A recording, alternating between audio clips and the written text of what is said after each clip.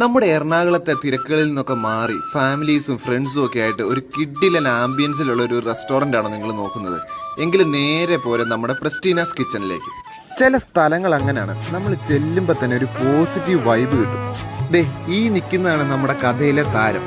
Evening special items ഇഷ്ടം പോലെ ഉണ്ടെങ്കിലും നമ്മൾ ഓർഡർ ചെയ്തത് കൊത്തു പൊറോട്ടയും കപ്പ ബിരിയാണിയും ബട്ടർ ചിക്കനും ചപ്പാത്തിയൊക്കെ ആയിരുന്നു.